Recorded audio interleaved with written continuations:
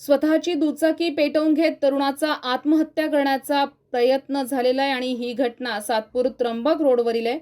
ही धक्कादायक बाब सातपूर त्र्यंबक रोडवर समोर आलेली आहे। सामाजिक कार्यकर्ते सचिन सिन्हा यांच्या तत्परतेमुळे तरुणाचा जीव वाचलाय। त्र्यंबक रोडवरील ITI सिग्नल जवळ एका तरुणानं भर रस्त्यात आपली दुचाकी जाळून आत्महत्या करण्याचा प्रयत्न केल्याची धक्कादायक घटना घडली आहे। आज दुपारी 1:30 वाजेच्या सुमारास ही घटना घडली आहे।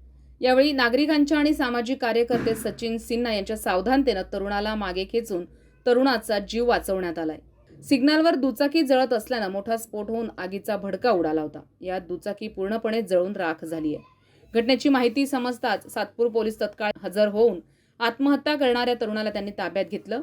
तसंच अग्निशमन विभागाने देखील वेळीच जळत असलेली दुचाकी विझवून आग आटोक्यात आणली आहे। या घटनेमुळे सिग्नलवर प्रचंड वाहतूक कोंडी निर्माण झाली होती। तसंच बघ्यांचीही गर्दी झाली होती।